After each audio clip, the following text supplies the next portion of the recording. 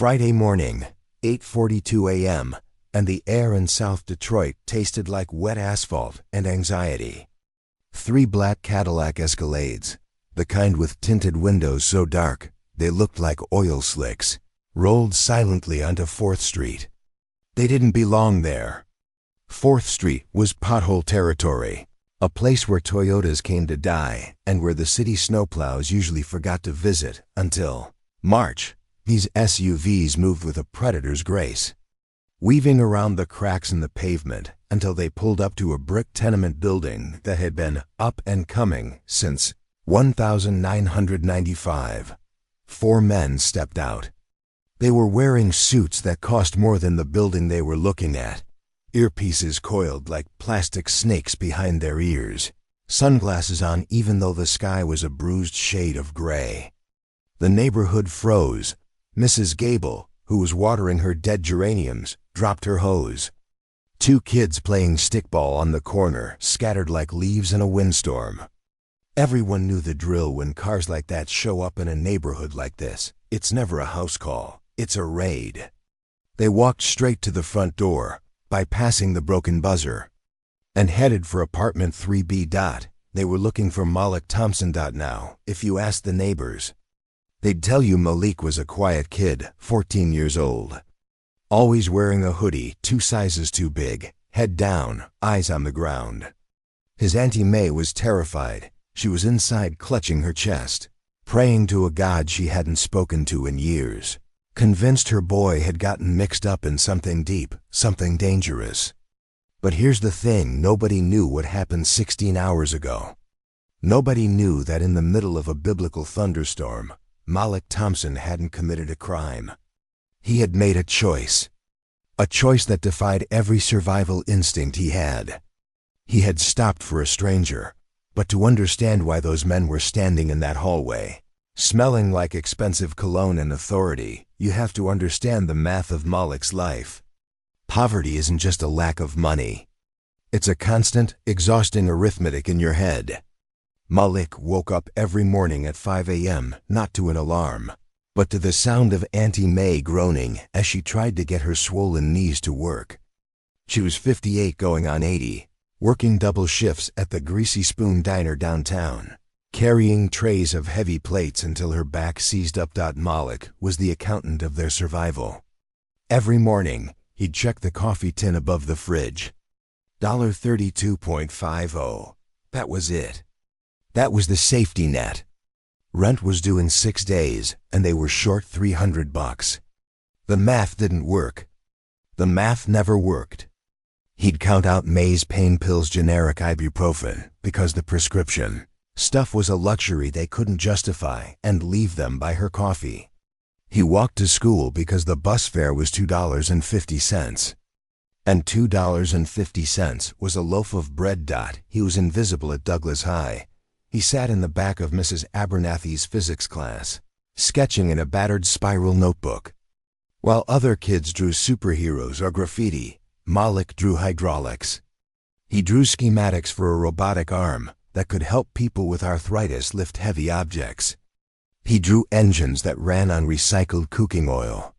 He was a genius in a zip code that didn't believe in geniuses. Mrs. Abernathy once saw his notebook and asked if he'd thought about the robotics magnet program uptown. Malik just closed the book and said, "Magnets don't pay the rent, Mrs. A." After school, he didn't go to football practice or hang out at the mall. He went to the scrapyard on 8th. Old Man Miller let him strip copper wire and sort aluminum for under-the-table cash. It was dirty, dangerous work, jagged metal everywhere, but it paid $6 an hour. Malik didn't complain. He just put his head down and worked, his hands covered in grease and small cuts, thinking about the $300 hole in their life. Thursday afternoon, 16 hours before the SUVs arrived. The sky turned a color that wasn't natural, a sickly bruised purple. The wind picked up, whipping trash down the alleys like tumbleweeds. The forecast called it a severe weather event, but in Detroit, they just called it a deluge. By 5 p.m., the rain wasn't falling. It was being driven sideways like nails. The scrapyard closed early. "Go home, kid," Miller had shouted over the wind. "This ain't weather for man nor beast." Malik pulled his hoodie up. It wasn't waterproof. It was just a cotton shield against a hurricane. He started the long walk home, head down calculating. If he skipped lunch for the next 2 weeks... No, still not enough for rent. Maybe he could sell his dad's old watch? The thought made his stomach twist. His dad, Marcus, had died 4 years ago, heart attack at 40, and that watch was the only thing left of him. He was passing the financial district, a place he usually avoided. Glass towers piercing the clouds, lobbies that glowed with golden light, a different planet compared to 4th Street. The rain was blinding now, thunder shaking the pavement beneath his worn-out sneakers. And that's when he saw him, an old man, white, maybe 70, dressed in a suit that looked like it cost more than Malik's entire life. He was standing on the corner of State and Griswold, clutching a briefcase, swaying like a tree about to snap. He was soaked to the bone, shivering so hard his teeth were clicking audibly over the thunder. What was weird was the car. A sleek, silver Bentley was parked right at the curb, hazard lights flashing. A driver in a uniform was standing there with a massive umbrella, pleading with the old man. "Mr. Vance, please. Get in the car. You're going to get hypothermia." But the old man, Mr. Vance, swatted the umbrella away. "I said no. I'm walking. I need to feel it. Leave me alone, Edwards. Sir, you're sick. Please, go." The old man roared, a sound that was half rage, half agony. The driver hesitated, looked at the sky, looked at his boss, and then, inexplicably, got back in the car and slowly drove alongside. Keeping pace but staying distant. Malik stopped. He was freezing, he was tired, and he just wanted to get home to check on May. This wasn't his problem. This was some rich guy drama. "Keep walking, Malik, just keep walking." But then the old man stumbled. He gripped a lamppost, his legs buckling, his face turning a terrifying shade of gray. He looked lost. Not geographically lost, but soul lost. He looked like Malik's dad did the day before he died, burdened by something too heavy to carry. Malik sighed. He looked at the rain, looked at his wet sneakers, and cursed his own conscience. He crossed the street. "Hey," Malik shouted over the wind. "You okay, mister?"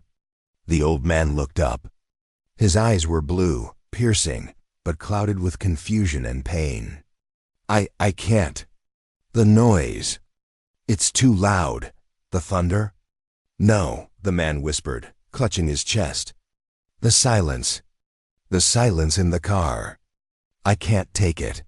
He was delirious. Or maybe he was just heartbroken. Malik didn't know, but he knew hypothermia when he saw it. He took off his hoodie.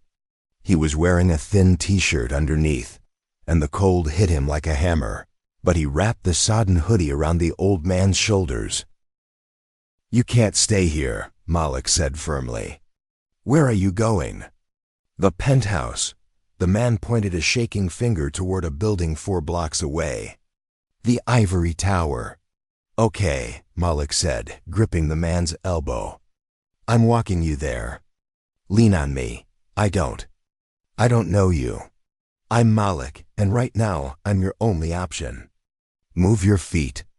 It was the longest 4 blocks of Malik's life. The wind tried to knock them over.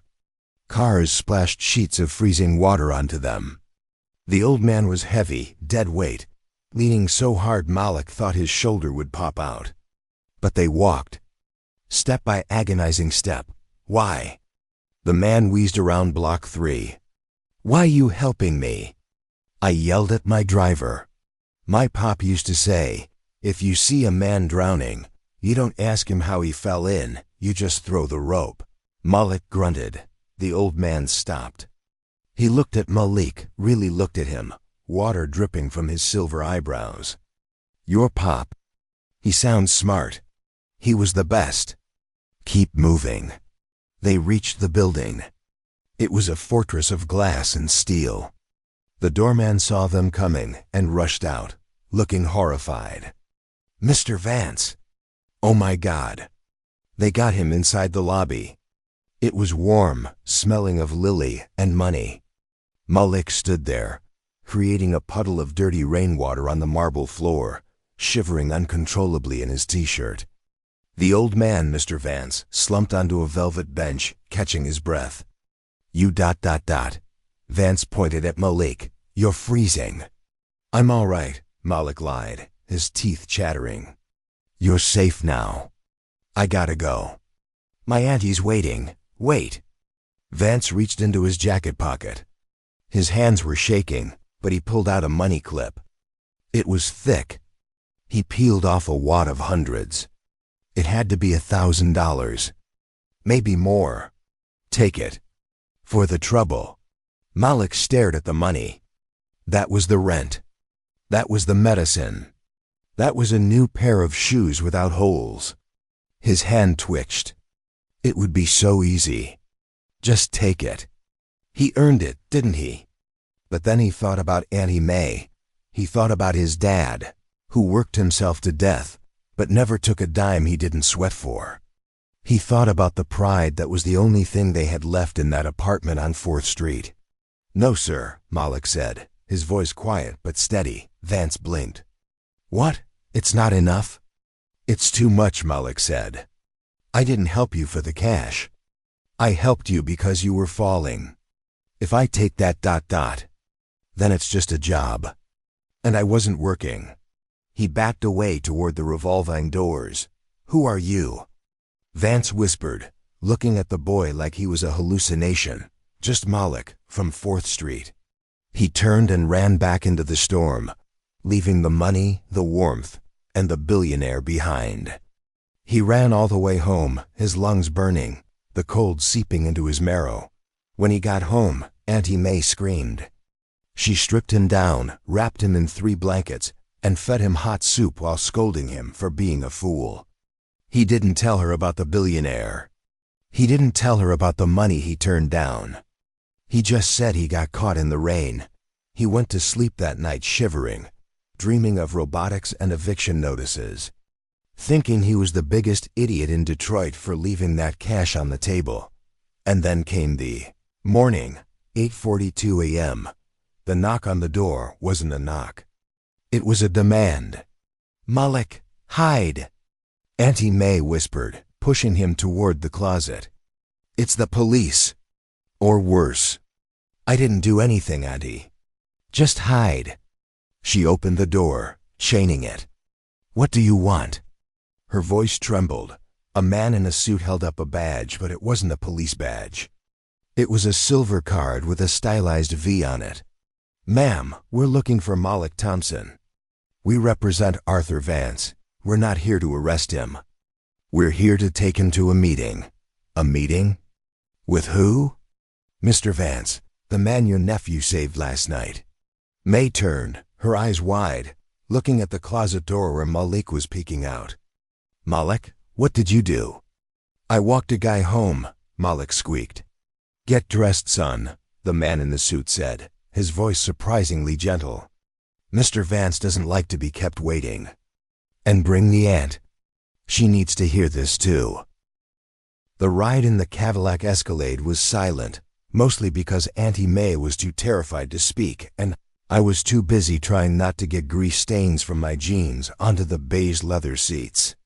The interior smelled like new money and filtered air. We drove out of the city, past the crumbling factories, past the neighborhoods where the houses looked like missing teeth in a smile, and onto the highway heading toward Grosse Pointe Shores. The lake appeared on our right, vast and gray, churning with the aftermath of last night's storm. We pulled up to a gate that was taller than our apartment building. It swung open silently, revealing a driveway that wound through trees, manicured within an inch of their lives. The house, if you could call it that, it was more like a campus, was all sharp angles, glass and dark stone. It looked like a villain's lair from a movie, but beautiful, The suits escorted us into a foyer that was bigger than my entire school gym. And there, sitting in a wheelchair by a massive window overlooking the lake, was the old man. He looked better than he had in the rain, but he still looked frail. He was wearing a cashmere sweater and a blanket over his legs. He turned when we entered, and his eyes locked onto mine.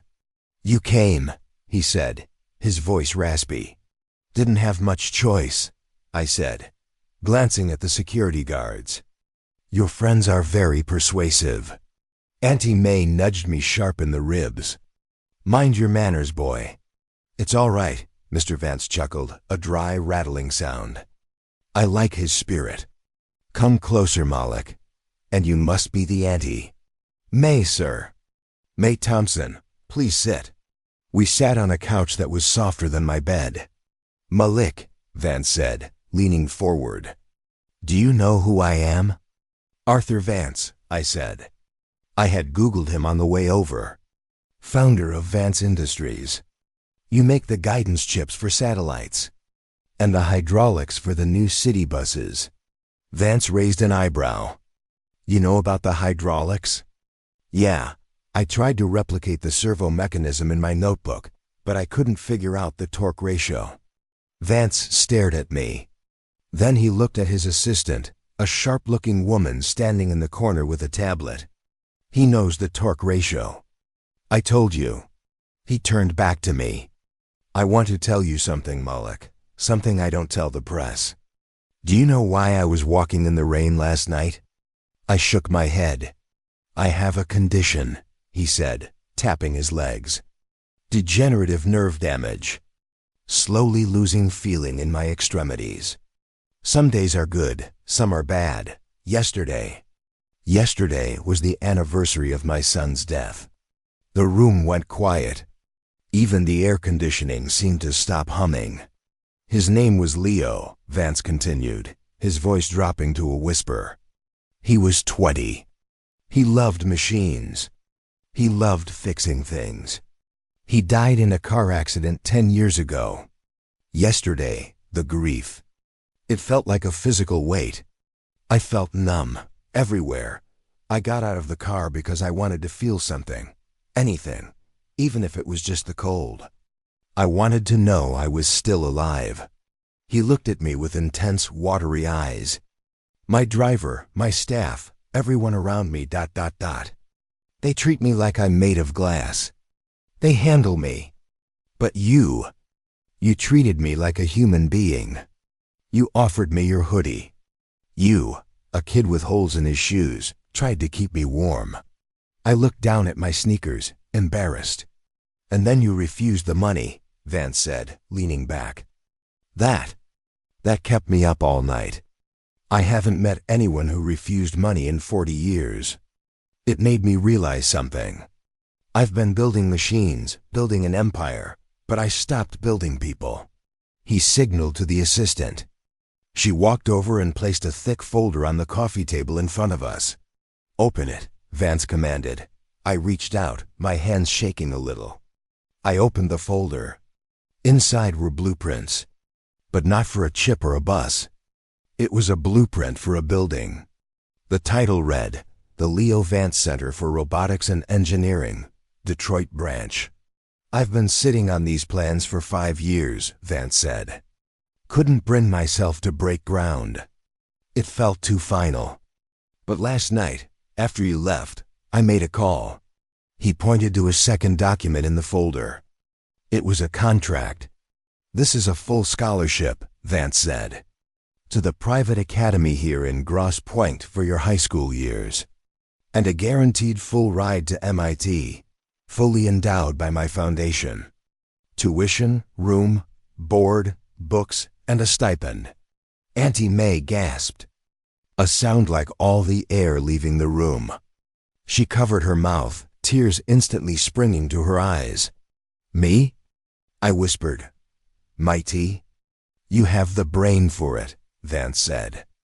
"I checked your school records this morning. Straight as in science, despite the fact that your school hasn't bought a new textbook since 1998.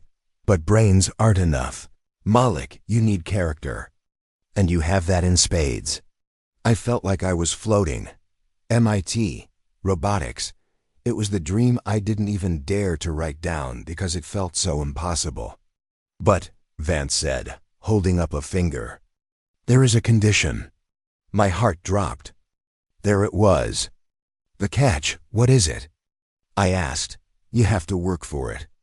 Not in a factory. You will intern at Vance Industries every summer. You will learn the business from the ground up. And he turned his gaze to Auntie May. This brings me to the second part. He pulled out another paper.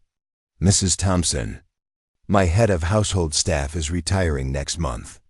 I need someone who knows how to manage a home, someone who knows hard work, someone who raised a boy to be this decent in a world that isn't. May lowered her hands. Sir, it's a live-in position, Vance said. You'd have your own cottage on the estate. No more stairs. No more heavy lifting. Just managing the schedule, the inventory, keeping these young staff members in line. The salary is $85,000 a year, with full health benefits and a pension. $85,000. That was 4 times what May made at the diner.